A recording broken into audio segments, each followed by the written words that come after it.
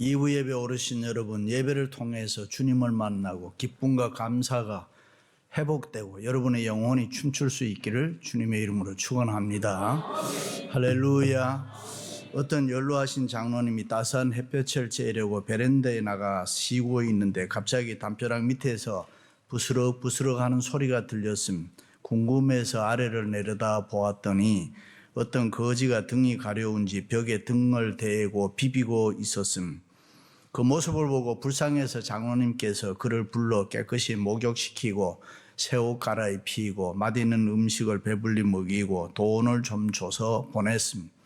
그런데 이상한 일이 생겼습니다. 그 다음 날에는 담벼락 밑에서 어제 보다가 더 큰 요란한 소리가 들렸음. 그래서 가만히 내려다 보았더니 이번에는 남녀 부부로 보이는 두 사람의 거지가 벽에 등을 대고 비비고 있었음. 그러면서 가끔씩 번갈아 가면서 힐끔힐끔 위를 쳐다보는데 아마도 어서 빨리 우리에게도 사랑과 자비를 베풀어 달라고 하는 눈치였음. 그런데 장로님은 어제와는 달리 오늘은 물을 한 바게스 끼얹으면서 사정없이 그들을 쫓아버렸음. 뜻밖의 놀란 이 두 거지는 달아나면서 이상한 듯이 물었습니다.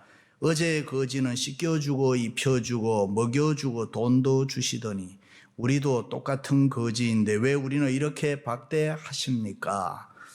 그 소리를 듣고 장로님께서 어제의 거지는 호랍이니까 등을 긁어줄 사람이 없어서 담벼락에 대고 등을 긁었지만은 너희들은 서로 등을 긁어줄 수 있지 않느냐 하시면서 호통을 쳤다는 것입니다. 그렇습니다. 인간은 두 사람 이상 모이면은 서로가 도와주어야 할 책임이 있습니다. 사랑하고 위로해 주어야 할 책임이 있습니다. 서로 붙들어 주어야 할 책임이 있습니다. 아멘. 그런데 현대인들의 삶은 특별히 이민자들은 그렇지 못한 것 같습니다. 여러 명이 모이면 서로가 사랑하기보다는 서로를 헐뜯고 싸우는 경향이 있습니다. 다른 사람을 좋게 보고 아량을 베풀고 이해하기보다는 나쁘게 보고 비판하고 미워하는 경향이 많이 있습니다. 더욱 안타까운 것은 교회를 다니고 하나님을 믿는다는 우리들에게도 그런 현상이 없지 않아 있습니다. 그래서 많은 사람들이 교회 생활을 하면서 위로받기보다는 상처를 많이 받았다라는 이야기를 가끔씩 합니다. 갈라디아 교회가 바로 그런 교회였습니다. 그 당시 갈라디아 교인들 중에는 육신이 연약해서 믿음 생활을 실제로 잘하지 못하는 사람들이 많이 있었습니다. 뿐만 아니라 세상에 어렵고 힘든 여러 가지 일로 교회 생활을, 신앙 생활을 제대로 못하는 교우들이 많이 있었습니다. 그런데 교회에서 그들을 서로 위로해주고 이해해주고 사랑해주지를 못했습니다. 서로 따지고 정죄하고 비판하고 미워하고 그래서 나름대로 불신의 장벽이 생기게 되었습니다. 이것을 본 바울이 갈라디아 교우들에게 간절히 부탁을 합니다. 형제들아, 신령한 너희는, 다시 말해서 믿음이 좋은 형제들아, 이제 영적인 사람이 되었으면 너희들은 이렇게 살아야 되지 않느냐라고 했습니다. 그러니까 이 말씀은 교회 안에 초신자들에게 주시는 말씀이 아니고 소위 잘 믿는다는 사람, 영적으로 성령 충만하다고 수준 높은 성도들에게 주는 말씀입니다. 그럼 어떻게 살아야 된다고 했습니까? 첫째는 온유한 심령으로 살아라 했습니다. 형제들아, 사람이 무슨 범죄한 일이 드러나거든 신령한 너희는 온유한 심령으로 그러한 자를 바로 잡고 그랬습니다. 온유는 교만과는 정반대되는 말입니다. 겸손하고 따뜻하고 부드러운 성품을 온유라 그럽니다. 온유는 나를 힘들게 한 그 사람에게 억지로라도 친절을 베풀어주고 선대해주는 마음입니다. 그래서 대부분의 영어 성경에는 친절이라는 말로 번역이 되어 있습니다. 온유는 친절과 합친 개념이 더 정확합니다. 소위 행동적 온유를 말하는 것입니다. 다른 말로 표현하면 친절히 베푼다는 의미입니다. 온유는 관용하는 성령의 열매 중에 하나인 것입니다. 그렇습니다. 이제 너희들은 수준 높은 영적인 사람이 되었으면 분명하게 달라지라는 것입니다. 온유한 심령으로 살라는 것입니다. 옛사람처럼 더 이상 미움과 불신을 보여주지 말라는 것입니다. 강팍하고 완악한 마음 가지고 정죄하며 살지 말라는 것입니다. 부드럽고 따스한 새 마음으로 모자라는 사람 감싸주라는 것입니다. 불쌍히 여기고 사랑하는 마음으로 살라는 것입니다. 믿습니까? 일찍이 예수님은 속옷 달라고 하는 자에게 겉옷까지 주어라, 억지로 오리 가자고 하는 사람에게 심리까지도 자발적으로 가라고 했습니다. 우리가 교회에서 봉사하다 보면은 누구나 아는 것, 내 마음에 안 드는 사람 있습니다. 어떤 때는 내 마음에 상처 주는 사람도 없지 않아 있습니다. 교회 일이라는 것이 실컷 죽어라 일하고 욕먹는 거 아닙니까? 내 돈 내놓고 와서 욕먹는 데가 교회잖아요. 그래도 우리는 섭섭해하지 말고 영적 수준이 있는 신령한 너희는 예수님의 온유한 마음을 본받아서 상대방을 이해하고 용서하고 사랑하려고 노력해라. 모든 사람을 향해서 그럴 수도 있겠지. 그런 마음으로, 온유한 마음으로 감사 줄 아는 사람이 되라는 것입니다. 왜냐하면 온유한 자는 복이 있나니 저희가 땅을 기업으로 받을 것이며, 믿으시면 아멘. 언뜻 보면은 힘이 있고 강한 자가 이길 것 같지만 성경은 온유한 자가 땅을 기업으로 차지한다. 온유한 자가 잘 된다. 온유한 자가 복을 받고 온유한 자가 이긴다는 말씀입니다. 할렐루야. 그렇습니다. 이제 영적 수준이 있는 사람이 되었으면 우리들은 이 온유한 마음 가지고 살아야 합니다. 때로는 내 마음을 아프게 하는 사람일지라도 그 사람을 상대해서 미워하지 말고 친절을 베풀어 주라는 것입니다. 언제나 따뜻하고 부드러운 온유한 마음으로 살아가야 된다. 할렐루야. 일찍이 모세의 과거는 사람을 죽일 만큼 혈기 부리는 다혈질적인 사람이었습니다. 그러나 현재는 그 온유함이 천하의 성하도다. 모세가 변화됐습니다. 그러므로 우리도 이제는 이 온유한 심령으로 변화되시기를 주님의 이름으로 축원합니다. 온유의 반대는 원망입니다. 불평입니다. 복수입니다. 원망과 복수는 함께 같이 죽자는 것입니다. 그러나 온유는 함께 살자는 것입니다. 스데반이 돌에 죽으면서 주여 이 죄를 저들에게 돌리지 마옵소서. 이 거룩한 온유의 기도가 살인자 사울을 변화시켜서 바울이 되게 했습니다. 이것이 온유의 열매인 것입니다. 한 번은 서기관과 바리새인들이 간음한 여인을 끌고 와서 율법대로 죽이자고 했습니다. 그때 예수님께서 너희 가운데 죄 없는 자가 먼저 돌로 쳐서 죽여라 그랬습니다. 그리고 그 여인을 향해서 나도 너를 정죄하지 아니하노니 가서 다시는 죄를 범치 말라. 그것이 우리가 믿는 예수님의 온유한 마음인 것입니다.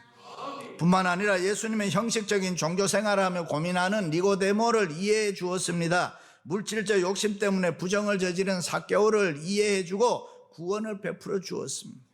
잘못하고 예수님 눈치만 설설 보고 있는 베드로를 넓은 마음으로 이해해 주었습니다. 동전 두 입을 헌금하고 그것이 적다고 괴로워하고 있는 과부의 심정을 예수님은 이해해 주었습니다. 할렐루야. 그러므로 우리들도 예수님처럼 이 온유한 마음 가지고 살아야 됩니다.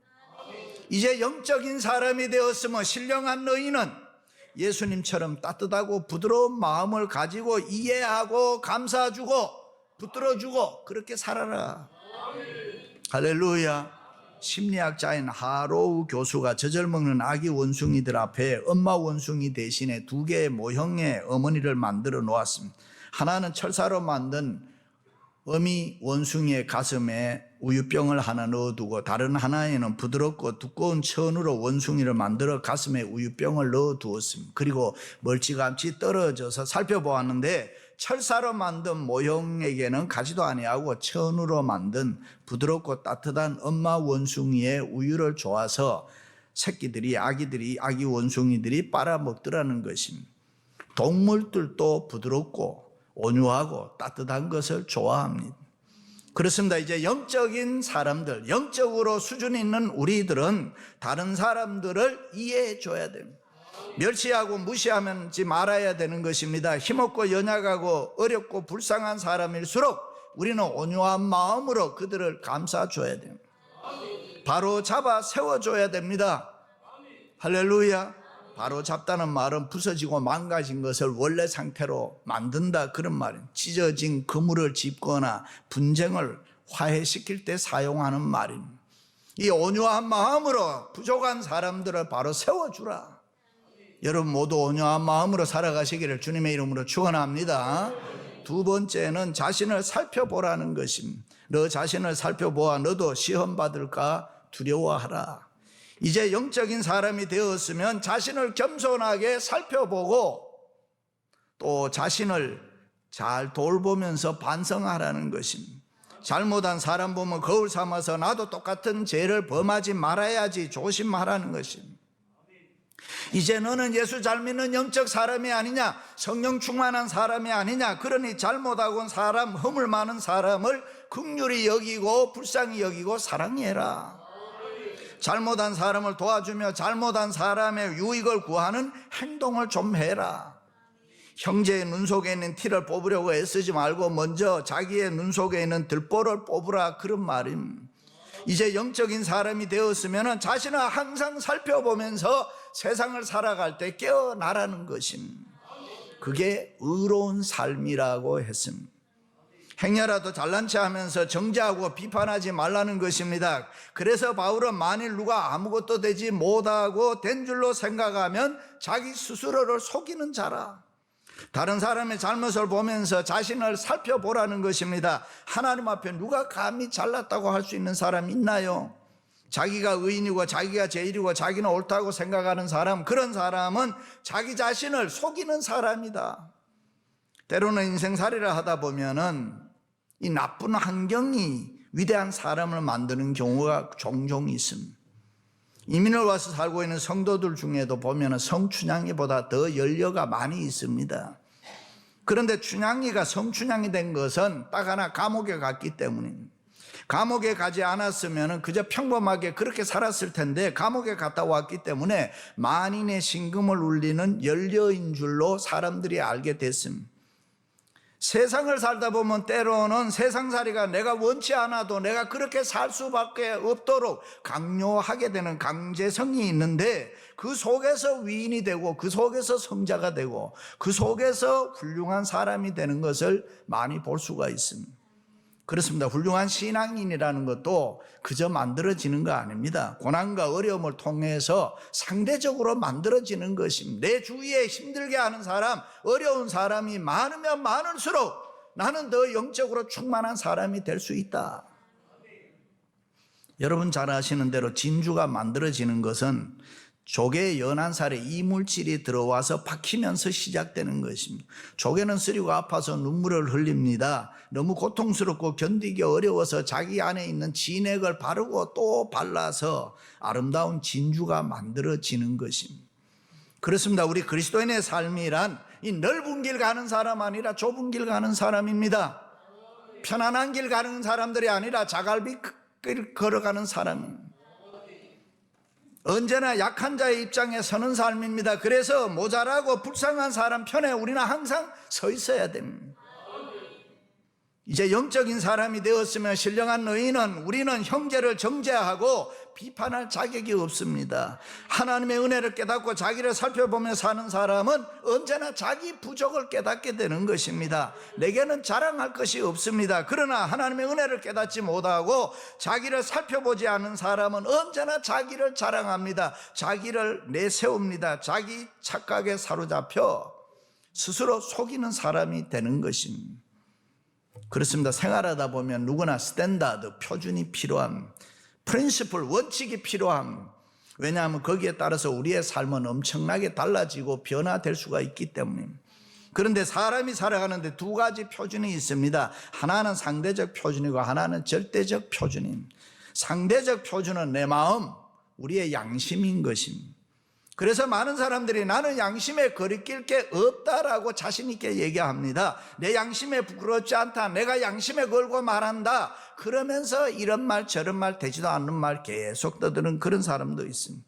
그러나 내 마음, 내 양심이라는 거 여러분 상대적 표준이기 때문에 얼마든지 틀릴 수가 있습니다. 내 마음, 내 양심이란 이 내 주위에 있는 환경에 따라서 내가 얼마든지 달라질 수가 있습니다. 그래서 너무 믿지 말아야 되는 거예요. 그러나 절대적 표준이 있습니다. 그것이 하나님의 말씀, 우리의 영원한 스탠다드는 바이블, 하나님의 말씀입니다. 말씀만이 영적인 사람들의 분명한 표준이 되는 것입니다. 그러므로 바울은 나도 너도 시험 받을까 두려워해라. 다시 말해 다른 사람과 똑같은 잘못을 범하지 않도록 너가 잘 믿는 너가 조심해라, 두려워해라. 특별히 이제 영적인 사람들, 너희들은 항상 자신을 살펴보면서 조심하면서 이 세상 살아라. 왜냐하면 세상을 살아갈 때 하나님과의 관계도 중요합니다만은 그거 못지않게 사람과의 관계도 중요하기 때문입니다. 그렇다면 장로, 권사, 집사, 목사인, 나는 다른 사람에게 어떤 모습으로 보일까? 두 가지입니다. 하나는 기쁘게 하는 사람이 있고 하나는 화나게 하는 사람이 있습니다. 이웃들에게 우리는 어떤 모습으로 보일까? 여러분 모두 자신을 살펴보면서 살아가시기를 주님의 이름으로 축원합니다. 마지막으로는 짐을 서로 나누어 지라고 했습니다. 너희가 짐을 서로 지라, 그리하여 그리스도의 법을 성취하라. 우리가 짐을 서로 나누어 져야 합니다. 이웃이 지고 있는 무거운 온갖 짐을 함께 나누어 짐으로 그들이 신앙의 길로 회복될 수 있도록 격려하고 도우라는 말씀입니다. 일찍이 주님께서 우리를 사랑하실 때 하늘 영광 버리시고 우리와 똑같은 육신을 입으시고 이 땅에 인카네이션 하셨다. 우리의 수고와 무거운 짐, 우리의 허물과 죄악, 우리의 형벌인 내가 져야 하는 고통의 십자가를 주님이 몸소 지셨다. 그리고 영원히 쓰러져 죽을 수밖에 없는 우리들을 붙들어 바로 세워주시고 오늘 또 성령의 사람으로 기뻐하며 즐거워하며 살게 해주셨다. 그러므로 이제 영적인 사람들이 되었으면 너희들은 이웃을 사랑하고 이웃의 고통을 함께 나누어 질 줄 아는 사람이 돼야 된다. 상처받고 비틀거리는 이웃들의 짐을 나누어지고 믿음으로 그들을 바로 붙들어주고 바로 세워달라. 우리가 가지고 있는 고통, 어려움, 문제, 여러 가지 고난 이런 것들을 서로 나누어지는 것이 그리스도의 법을 성취하는 것이라. 할렐루야. 그리스도의 법이란 율법이나 계명을 이야기하는 것이 아니라 사랑의 십자가, 자기 자신을 다른 사람을 위해 내어주어 희생한다, 그런 말씀. 그러나 육적인 사람들은 희생하기를 싫어합니다. 내가 왜 남을 위해서 희생을 해? 자기를 사랑합니다. 그런 사람에게는 열매가 없습니다. 자기만이 옳다고 이야기합니다. 자기만을 위해서 살아갑니다. 그런 사람을 우리가 흔히들 육적인 사람이라. 안식년 때 제가 태국에 갔을 때 코끼리가 봤는데 코끼리가 참 크더라고요. 상상 이상으로 크더라고요. 코끼리 등에 개미가 기어갑니다. 그 뒤에 하루살이가 따라갑니다. 그때 코끼리가 야 개미야 무거워 내려와. 그 소리를 듣고 개미가 코끼리에 까불지 마, 확 밟아 죽여. 뒤를 따라가던 하루살이가 말합니다. 오래 살다 보니 별꼴 다 보겠네. 이게 말이 됩니까? 각자 자기 관점에서 하는 얘기입니다. 육적인 사람이 바로 그런 사람이라. 그러나 영적인 사람들은 우리들은 손해보는 거 좋아해요. 희생하는 거 좋아해요. 십자가 지는 거 좋아합니다. 믿으시면 아멘. 하늘의 밀이 땅에 떨어져 죽어야 많은 열매를 맺게 되기 때문에 우리는 십자가 지는 걸 좋아합니다. 일찍이 전도서 기자는 너는 내 식물을 흐르는 강물 위에 던지라 그랬습니다. 열한 날 후에 도로 찾으리라. 우리가 흐르는 강물 위에 씨앗을 뿌리는 것이 금방 생각하면 손해 아닙니까? 어리석고 허무한 것으로 보이잖아요. 그러나 때가 이르면은 수많은 열매가 맺히게 된다. 그러므로 남편을 위해서, 아내를 위해서, 자녀를 위해서 여러분들이 만약에 십자가 지고 희생한 것이 있다면은 자랑스럽게 생각하시기를 바랍니다. 특별히 주님을 위해서 희생했다면 교회를 위해서 그 어떤 아픔을 많이 겪고 수고한 것이 많이 있다면 그것은 여러분에게 가장 귀한 축복으로 찾아오게 될 것입니다. 믿습니까? 그렇습니다. 서로 짐을 나누어주는 희생은 절대로 이 세상에서 헛되지 않습니다. 대가가 분명하게 있습니다. 우리가 희생하며 뿌린 씨는 언젠가는 우리의 삶의 열매로 맺게 되는 것입니다. 나는 여기서 뿌렸는데 생각지도 않는 곳에 가서 열매 맺을 수 있어요. 한국에서 뿌린 씨가 미국에 와서 살고 있는데 열매 맺을 수가 있어요. 우리들 부모님들이 뿌린 희생의 씨앗 때문에 우리가 지금 잘 되는 거 아닙니까? 의인의 후손이 걸시감이 없고 반드시 축복을 받는다. 그것이 성경의 약속입니다. 할렐루야. 그러므로 우리는 어떤 일이 있어도 서로 짐을 나누어주고 희생하며 열심히 씨를 뿌려야 합니다. 언젠가는 그 열매를 풍성하게 거두게 되는 것입니다. 그것이 하나님의 축복의 원리이기 때문에, 그러므로 잘 믿는다고 하는 우리 영적 수준이 있는 우리들은 주님을 본받아서 지금도 옆에 앉아있는 형제 자매의 짐을 함께 나누어 질 줄 아는 그런 사람 되시기를 바랍니다. 힘들고 어려운 한심한 신앙생활하는 사람일수록 우리가 도와줘야 되고 영적인 사람으로 바로 설 수 있도록 내가 만들어줘야지. 때로는 이해하려고 노력하고 때로는 내가 억지로라도 사랑하려고 노력하면서 그 사람의 짐을 함께 나누어지면서 바로 살아갈 수 있도록 우리가 도와준다는 것, 축복인 줄로 믿습니다. 언젠가 신문에서 김영숙 씨라는 분이 남편을 찾습니다 하는 기사를 보았습니다. 사연인즉 처녀의 몸으로 장애자 학원에 교사로 들어가서 일을 하다가 거기서 장애인 이광석 씨라는 사람을 만나서 결혼을 하게 됩니다. 그리고 가정을 만들어서 세상에 나와 열심히 살아보지만은 이 살기가 너무 어렵습니다. 장애인자 남편을 돌보고 일을 한다는 것이 여간 어렵지를 않습니다. 그래서 다시 장애자 학원에 교사로 나가기로 했는데 그만 이 장애자 남편은 자기를 다시 장애인 학원에 집어넣는 줄 알고 도망을 나가 버렸습니다. 이것을 알고 부인이 울며 불며 내 남편을 찾아주세요. 이 사람 나 아니면은 밥을 못 먹습니다. 이 사람 나 아니면은 바로 살아갈 수가 없습니다. 다닐 수도 없습니다. 그렇습니다. 혹시라도 자기만이 아는 십자가 무거운 짐을 지고 가시는 분 없습니까? 기쁘고 즐거운 마음으로 감당하시기를 바랍니다. 힘들고 어렵다고 너무 고통스럽다고 짜증내지 마시고요, 즐거운 마음으로 십자가 지시기 바랍니다. 우리가 그 십자가 지는 순간이 주님 앞에는 기쁨이 되는 것입니다. 그것이 사랑의 법, 그리스도의 법을 성취하게 되는 것입니다. 믿음 있는 성도들이 손에 손을 잡고 끌어주고 밀어주면 우리는 무엇이든지 할 수가 있습니다.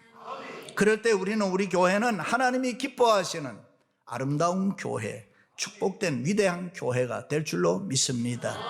사랑하는 성도 여러분, 서로 짐을 나누어짐으로 그리스도의 법을 성취해 나가시기를 주님의 이름으로 축원합니다.